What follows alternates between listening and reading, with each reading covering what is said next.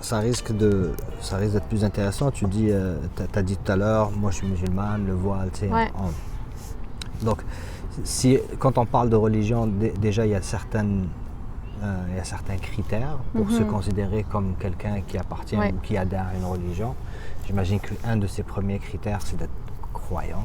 Parce que j'ai rencontré des gens qui sont musulmans de culture seulement. Tu sais. Oui, totalement. Et est-ce que tu te considères comme une musulmane seulement de culture sans être croyante? Ou... Bien, je crois en un être supérieur. Je pense que c'est une forme...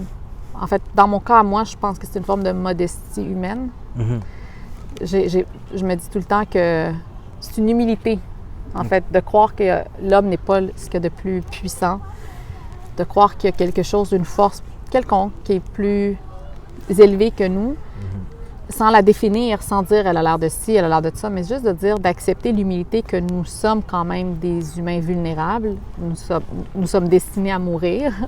Donc, et donc, pour moi, oui, c'est une forme d'humilité qui est importante pour moi parce qu'à chaque fois que je commets un geste dans ma vie, je prends du recul et je me demande comment cet être supérieur me regarde, comment il juge de mon intention. Donc, c'est comme si croire en Dieu, dans mon cas, c'est aussi intégrer cette voie pour tout le temps avoir... Quand on croit en Dieu, on se demande toujours comment Dieu nous regarde. Et ça nous amène tout le temps à réfléchir sur nos actions. Et c'est ça que j'aime dans la croyance, c'est ce que je recherche, c'est être quelqu'un qui se remet constamment en question en se disant, on se juge toujours plus facilement nous-mêmes, mais comment quelqu'un d'autre qui nous verrait, des fois tu fais des gestes, tu sais que c'est pas un geste qui est correct, mais tu fais du déni, tu dis « Ah non, c'est correct ». C'est pas grave. Et des fois, t'arrives le karma ou peu importe, t'arrives une situation et ça te confronte au geste que tu as fait. Et là, tu as l'impression qu'il y a quelque chose de supérieur à toi qui t'a remis en question, qui t'a mis une situation pour te remettre en question. Et là, dès lors, tu acceptes cette espèce de forme de remise en question, de poser un regard et de vouloir t'améliorer parce que dans ton intention, comme on dit dans le genre, Amal Fidni, c'est une de mes phrases qui m'inspire le plus. Comment dans mes intentions, je peux tout le temps améliorer mon intention. Donc tu dis que la croyance en Dieu, c'est déjà une histoire d'humilité. C'est pour, en faisant des trucs pour soi-même, des fois on peut s'excuser certains trucs, alors que si on se sent observé, ou si on est observé par un Dieu, on a plus tendance à modérer ce qu'on fait et tout. Et pour l'humain, c'est important d'être humble. Et le dernier point que tu venais de dire, c'était... parce que je voulais suivre aussi, mais j'ai zappé le dernier morceau. Amel Binet, c'est ça. Donc, les intentions sont super importantes. Et est-ce qu'un humain peut être humble, surveiller ses actions et avoir des bonnes intentions sans croire en Dieu? Je pense qu'on peut, totalement. Je pense qu'il y a des gens qui... C'est comme si tu me disais, est-ce qu'on peut avoir des muscles sans aller au gym? Oui, il y en a qui sont naturellement musclés, ils ont un gabarit. Mais est-ce que je vais avoir des meilleurs résultats si je m'entraîne avec un entraîneur professionnel? Des chansons, oui aussi.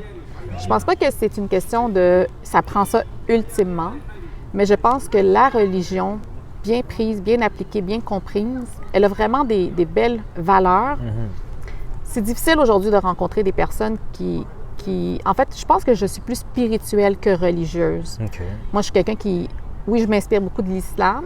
J'adore tout ce que je lis de positif. Et je dois dire que j'ai une interprétation qui est majoritairement positive. Donc, pour un même verset, tu vas prendre deux personnes avec des expériences de vie complètement différentes, des visions de vie différentes. Et pour un même verset, bien, ça va prendre un sens qui est différent. Même si on a des interprétations qui nous aident à comprendre le Coran, ça reste qu'il y a plus qu'une façon de le comprendre. Il y a plus qu'une façon de comprendre. De le comprendre, oui. Oui, je pense que ça se traduit par le nombre de livres qui existent, de hadiths qui existent pour nous essayer de nous faire comprendre le Coran en lui-même. Ça, c'est donc dans l'islam. Je dis ça, je répète souvent pour celui qui ne connaît pas. Il y a deux volets. Il y a un volet, c'est le Coran, le livre saint. Et il y a aussi les hadiths qui sont les interprétations et les dires du prophète. Exactement. Etc. Donc, il faut se fier un peu sur les deux. Et les deux, quand on les lit, ils sont ouverts à interprétation. Ça veut dire qu'on peut prendre aussi ce qui est... Si l'islam, mais moi, ce que j'aime de l'islam... Pour revenir, je m'excuse d'interpréter. Ça, c'était le paquet que je voulais expliquer. Juste avant, on parlait de l'absence de modestie, etc. Exact, ouais. Si on prenait, si un hindouiste s'invitait à notre table et il se disait vraiment genre plus humble parce qu'il croit en Krishna, Ouais. tu sais, qu'il a l'impression que Krishna l'observe et tout, etc. Ouais. Est-ce que on risque d'avoir le même sens, le même... Est-ce que vos intentions peuvent être aussi positives l'un que l'autre? Moi, je suis de cette tendance-là. Moi, je crois vraiment que peu importe la croyance, la spiritualité, ton livre d'influence, peu importe, je pense que quelqu'un qui vit de manière pacifique une pratique va arriver au même stade qu'un autre croyant d'une autre religion qui la vit de manière pacifique. Et c'est ce qui fait qu'il m'arrive de rencontrer des personnes de confession et on enlève la politique là-dedans. On va juste prendre l'humain dans son contexte, parce qu'on sait que la politique va teinter après ça, la pratique va teinter la religion. Des fois, c'est malheureux, mais c'est comme ça. Et moi, il m'est arrivé d'avoir j'avais une amie qui était juive et on savait que toutes les deux, on s'était intéressés dans la religion pour devenir des personnes plus humains, plus ouverts vers l'autre. Pas pour se dire ma religion, c'est la meilleure, ma religion, c'est l'ultime vérité, et de vouloir imposer cette façon de voir aux autres. Parce que pour moi, c'est comme tes parents. Tes parents vont avoir 1 million de défauts, mais tu vas demander à n'importe quel enfant, c'est ses parents les meilleurs, c'est ses parents les plus beaux, jusqu'au jour où ils vont devenir des adultes plus critiques. Puis là, ils vont être capables de critiquer leurs parents, puis de voir, ouais, c'est vrai que telle stratégie parentale était moins bonne. Est-ce qu'on peut devenir plus mature et critiquer aussi sa religion? Mais je pense que c'est ça. Je pense que tu vas rencontrer peut-être des gens qui sont en adoration complète envers leur religion. Puis tu vas dire, ben lui, c'est comme le devant. Il n'est pas rendu, on va dire, où il ne va jamais se rendre. Il est comme ça. Et tu vas rencontrer des personnes qui sont capables de critiquer certaines choses et de se dire, remettre en question et de se dire non. Ça ne veut pas dire que je déteste l'islam. Si moi, je mets mon foulard de cette manière, je ne suis pas contre le foulard. Si moi, je prends un verre d'alcool, bien, ça ne veut pas dire que je suis contre l'idée que, je ne sais pas moi, l'alcool, ça peut causer du tort, il faut le consommer avec une certaine modération, etc. Donc si ce truc-là, j'imagine, il y a des trucs qui sont plus ouverts à interprétation que d'autres, ou est-ce que tout est ouvert à interprétation? Je pense que dans l'islam, il y a 5 piliers qui sont unanimes. Les musulmans sont unanimes autour des 5 piliers, mais après ça, les musulmans ne sont pas unanimes autour du reste. Est-ce que, exemple, on peut prendre le foulard et dire c'est une interprétation aussi? Bien, je pense que le foulard ne fait pas partie des 5 piliers, donc il y a matière à discussion. Pour moi, ce qui est clair dans l'islam, c'est la prière, le hajj, l'aumône, le ramadan. Ça, là-dessus, les musulmans, tu vas voir, il y a des gens qui ne pratiquent pas, mais quand arrive le mois de ramadan, ils le font. Il y a des choses, il y a les 5 piliers, on ne remet jamais ça en question. Tous les musulmans s'entendent là-dessus. Okay. Autour, pour moi, Dieu nous a créé libre arbitre. On est la seule religion, je parle de l'islam parce que je la connais, mais on est la seule religion, je crois, monothéiste, qu'on a le libre arbitre. Il n'y a pas d'autorité religieuse sur Terre qui décide que tu es communé, tu es excommunié. Non. Tu as le droit de te considérer musulman et il n'y aura que toi et Dieu le jour du jugement dernier. Ce qui fait que c'est une beauté en elle-même parce que si on a la liberté de conscience, la liberté de choix, la liberté de réflexion, de remettre en question, vient aussi toute une variété qui crée la confusion parce que quelqu'un de l'extérieur dit « Mais vous, les musulmans, c'est pas trop clair, hein? » Il y en a une qui met le chador, l'autre met le foulard. Et cette façon, cette diversité qui est née au sein de l'islam, des fois peut être confondante pour les musulmans eux-mêmes. Ils se disent non, non, non, non. Et là, ils arrivent avec leur gros sabot, certains musulmans, ils disent non, tout le monde pareil. Et là, arrivent des situations politiques comme en Afghanistan, comme en Iran, comme en Arabie Saoudite, où ce que des gens croient que pour que l'islam perce, tout le monde doit respecter leur façon de voir les choses. Alors que l'islam, à la base, n'est pas ça. Il n'y a pas une ultime vérité dans l'islam, puis ils disent voici la façon que Dieu te dit même, tu peux te remettre en question tout sauf mon existence. Okay. Donc, Dieu te demande dans l'islam de remettre en question, de rechercher et de trouver des réponses. Alors, Dieu demande aux gens de trouver des réponses? Absolument. Dieu demande... Comment on fait pour... Parce que j'imagine, pour être croyant, il faut croire en Dieu. Et quand on croit en Dieu, est-ce que c'est important pour celui qui croit que sa croyance soit vraie? Que sa croyance soit vraie? J'imagine que c'est... T'espères que tu... Ben en fait, il y a deux façons de le voir. Soit tu dis, je suis musulman, puis le but, c'est de à la fin de ma vie, je me rends compte qu'il y a vraiment un paradis, puis que tout ce que j'ai fait comme prière m'a donné des hasanats, puis que tout ce que j'ai fait comme sacrifice et choix va m'aider. Ou tu le fais, comme dans mon cas, parce que tu essaies de voir comment dans le quotidien, ça me fait du bien.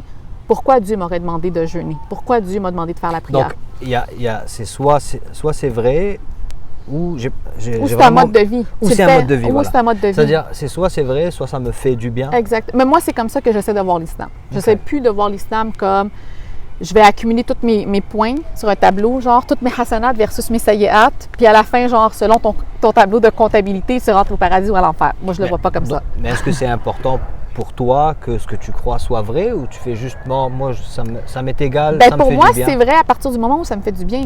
Parce que si Dieu nous a demandé une pratique X et que j'arrive à m'expliquer pourquoi Dieu me l'a demandé et que j'arrive à voir les bienfaits de cette pratique, ça veut dire que c'est vrai que je devrais y adhérer.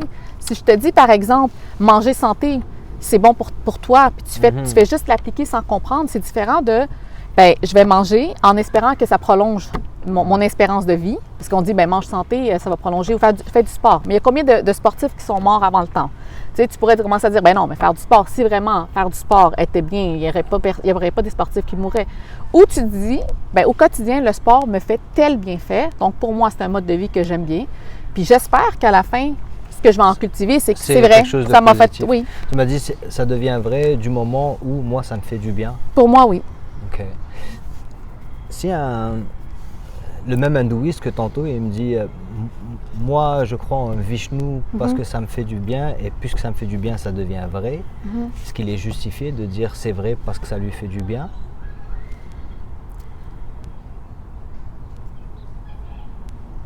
C'est compliqué parce qu'on parle de juste de croire en quelque chose, mais s'il pratique quelque chose qui lui fait du bien. Par exemple, les hindous ont beaucoup amené l'idée du jeûne, la méditation. Tu regardes aujourd'hui la société occidentale, ça en inspire beaucoup. Non, il y a du yoga, il y a de la méditation, il y a plein de choses qui viennent de pratiques religieuses à la base. C'est sûr, mais est-ce que Vishnu existe parce qu'il y a 1 milliard de personnes à qui ça fait du bien d'y croire? Oui. Pour moi, oui. Vishnu peut exister? Oui, parce que tu sais, la fameuse expérience, en fait... Est-ce qu'il peut exister? Est-ce que Allah peut exister en même temps que Vishnu? Tu veux des faits, j'en aurais pas. Non, pas des faits. Non, mais c'est dans ça. ta Donc, conception Dans ma conception des choses... Parce que je répète souvent et je pose les questions parce que dans cette curiosité, je veux savoir comment on arrive vraiment à dire... Ou des fois on se pose des questions et on se fait shit, je me suis jamais posé la question. Tu sais. Et moi, je fais juste poser. Là. Bonne question. Je n'ai pas la réponse. Est-ce que... Tu sais, je veux dire... Si Dieu ne voulait pas de la diversité, pourquoi il l'aurait créé? Peu importe il est qui. Bonne question. Si Dieu ne voulait pas de la diversité, pourquoi il l'aurait créé? Ouais. Donc pour moi, je me dis que ce soit la diversité sexuelle, que ce soit la diversité religieuse, identitaire, la diversité de couleur de peau, etc. Dans la nature, tout est diversifié. Donc pour moi, il y a quelque chose derrière ça à comprendre. Est-ce que Dieu, tu sais, nous, on est musulmans, est-ce que Dieu nous a créés musulmans ou a créé l'islam, tout en ayant... Il y en a qui vont dire non, les hindouistes, c'est clairement des gens qui se sont perdus. Non, on a tous été musulmans, ils se sont écartés du chemin, etc. Il y a cette vision, il y a des musulmans qui voient ça. Il y a aussi la vision des gens qui disent nous étions tous hindouistes. Exactement, probablement, très probablement. Comment on fait pour faire la séparation entre les deux? Comment on fait pour... Qu'est-ce que je dois dire à l'hindouiste pour lui expliquer que non, c'est pas toi qui s'est égaré, c'est pas moi qui s'est égaré, c'est peut-être personne? Moi, je suis plus du courant de si ce qu'on fait toutes les deux fait du bien à l'autre, à notre manière, il n'y a pas une vérité qui est plus forte que l'autre. OK. Pour moi, la vérité, tu vois, je pense que ma vérité dans la vie ultime, c'est l'harmonie des gens, c'est l'humanité. C'est à partir du moment où je pose un geste qui cause du tort à l'autre, ce n'est plus vrai que c'est la bonne chose à faire. Donc, pour moi, c'est... Si ça pose comme des méfaits à l'autre, c'est sûr que totalement. c'est pas... Totalement. Genre, si tu as une croyance qui fait du mal, tu n'es pas justifié absolument. de croire. En fait, comme la croyance, elle est plutôt comme si la croyance est un papillon. c'est comme si la croyance était plutôt gérée par faire du bien ou faire du mal. Si ça fait du mal, tu n'es pas justifié, ça fait du bien, tu l'es. Tu vois, quand tu regardes ça de cette manière, tu vas revenir au courant plus philosophique avant les religions. Donc, tu vas revenir vraiment à quelque chose qui existe depuis le début de l'humanité, cette fameuse... À partir du moment où l'homme s'est mis à réfléchir, on s'est mis à réfléchir sur les intentions, les gestes, etc. Donc... Mais est-ce que j'ai besoin d'un Dieu pour définir que, regarde, moi, si ça fait du bien, je continue à faire ce que je fais, si ça fait du mal, je ne fais pas ce que je fais? Comme j'ai dit, ça va dépendre de chaque personne, mais je pense que la religion, c'est comme un guide. Si tu me dis, est-ce que j'ai besoin de ce guide-là, ça va dépendre de toi. Okay. Mais moi, je pense qu'un bon guide peut aider. Comme n'importe quoi. Il est possible que tu l'appliques au départ religieusement, puis à un moment donné, l'objectif de ce guide devient en toi. Tu n'en as plus tellement besoin. Tu n'as plus besoin de stick by the book, comme on dit. Tu as plus besoin de, OK, c'est né maintenant. Je comprends l'intention de l'islam. Okay, c'est ce que je souhaite pour mes enfants. Moi, mes enfants, je leur demande de faire leur prière. Je leur demande de pratiquer comme un musulman. Okay. À partir d'un certain âge, je vais m'attendre à ce que peut-être ils décident par eux-mêmes. J'ai compris la philosophie de l'islam, je comprends l'intention, je comprends que il y a quelqu'un qui juge de mon intention de faire les choses. OK, mais intrinsèquement. Je comprends que quelqu'un juge. Moi, c'était ça. Je pensais que tu disais, je peux être croyant et croire en Dieu. Et si à un moment donné, genre, je suis allé à l'école, j'ai compris le principe. Ouais. Et si je me rends compte que c'est bon, je suis rodé, je fais toujours du bien, je peux arrêter de croire. C'est pas honnêtement, je pense qu'un croyant fondamental n'arrête jamais de croire, mais il va peut-être pratiquer différemment. Okay, Moi, je pense qu'on arrête de pratiquer de manière comme très behaviorale, mais on commence à pratiquer d'une manière plus, on va dire, humaniste. On commence à se dire, je veux que ça se reflète à travers mes choix humanitaires dans mon éducation, mes valeurs, mes systèmes de valeurs. Je donne un exemple. Moi, on m'a mis un voile à 9 ans, à 8 ans. Je ne ferai pas la même chose pour ma fille. Mais ce que je vais inculquer à ma fille, c'est la beauté de la modestie. C'est de ne pas cultiver seulement l'apparence matérielle. Parce que pour moi, c'est ma compréhension du foulard. Ce n'est pas un objet de soumission comme pour quelqu'un d'autre qui... pour moi, le foulard, c'est un objet de soumission. Okay. Donc, ultimement, je ne suis pas contre le voile, mais je ne suis pas pour non plus cette façon rigide de voir qu'un voile, c'est une barrière entre les hommes et la femme, la sexualité, etc. Je n'y crois pas. Il faut moderniser aussi ses croyances. Pas aujourd'hui. Écoute, la sexualité aujourd'hui existe dans les iPhones, dans les télévisions. TikTok, Écoute, ce n'est plus vrai qu'on vit dans une société recluse où ce que les hommes et les femmes sont séparés, où ce que le foulard va empêcher cette interaction et cet échange.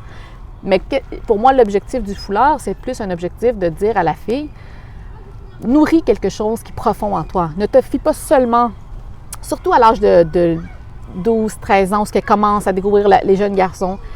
Et moi, je remercie ma mère d'avoir insisté à cet âge-là que je le garde. Mais aujourd'hui, si je décide de l'enlever, pour moi, ça y est, le voile m'a servi. Il a cultivé ce qu'il y avait à cultiver chez moi. Le voile a déjà fait son... Admettons que tu te réveilles demain. Admettons. Et si tu te réveilles demain et tu ne crois plus. Okay. Tu n'es plus croyante. Okay. Tu as eu une révélation de X.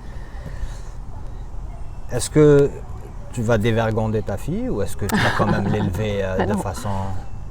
Non. Ça veut dire quoi dévergonder ta fille? Je sais pas. Tu lui apprends, tu m'as dit, je lui apprends des valeurs, je lui apprends mais en même temps de modérer ses positions, etc. etc. Est-ce que cette façon que tu conçois d'être mère, est-ce qu'elle t'appartient toi ou est-ce que si tu n'es plus croyante, tu vas plus jamais... Non, je ne pense pas que les non-croyants cultivent chez leur enfant cette façon de faire très sexualisée ou etc. Je pense que, comme je dis, moi, ça a été un outil qui a été pratique dans ma vie. Moi, c'est la tendance. Maintenant, comme je dis, même chose pour mon fils. Il n'y a pas que ma fille là-dedans. Il y a les garçons aussi à éduquer. Ouais, c'est sûr. Donc, même chose pour mon garçon. Quand on dit dans l'islam, baisser le regard, ne pas dévisager une femme plus qu'une seconde. Ouais. Il y a quelque chose, il y a une philosophie derrière. Donc, moi, j'aime cette philosophie que l'islam amène. Puis après ça, comment tu l'appliques? Bien, ça ne prend pas la religion. Mais j'aime... C'est comme si, pour moi, la religion, c'est lire un livre d'instruction. Te dire, OK, il va me donner des façons de faire. L'islam a cette beauté. Oui, qui te dit un guide de vie. Voici le guide de vie. Mais après ça, Il y a beaucoup de gens qui font le bien sans ce guide de vie. Je ne pense pas que ça prend ultimement, mais je pense que ça peut faciliter de s'y intéresser. Donc, pourquoi Dieu a demandé à l'homme de baisser le regard? Pourquoi nous, dans l'islam, par exemple, on ne saluait pas avec la main? Il y a des femmes, on met la main au cœur. Maintenant, c'est avec le COVID, tout le monde... c'est ça, tout le monde est musulman. Là. Parce que, techniquement, scientifiquement parlant, biologiquement, et là, je suis toute réserve, je ne suis pas une professionnelle, mais on a les plus grandes ramifications sont au niveau des mains. Okay. Donc, au niveau des sensations, il y a plus de contacts qui passent par les mains parce qu'on a plus de ramifications sensorielles. Donc, il y a quelque chose à comprendre. OK, donc si Dieu nous a demandé, est-ce que c'est pour diminuer les chances de séduction, etc. et pourquoi? Mais je suis dans un contexte professionnel et j'arrive et je donne une bonne poignée de main vraiment très... Change-moi tes bactéries. Écoute, est-ce que je pense que je viens d'allumer le monsieur qui m'a allumé? Oui, c'est ça. Donc, c'est ça, je pense que... C'est toujours modérer ses positions d'après ce que tu dis. J'ai oublié de poser une question tout à l'heure. C'est si on devait établir une échelle entre 1 et 100, OK? 1 étant, ou plutôt 100 étant, regarde, j'ai aucun doute, je suis tout conviction et absolument certain, et 0 ou 1 serait, j'ai énormément de doutes, beaucoup de questions et je serais étonné que ce soit le cas. Par rapport à l'existence du Dieu auquel toi tu crois, tu te situerais où sur cette échelle?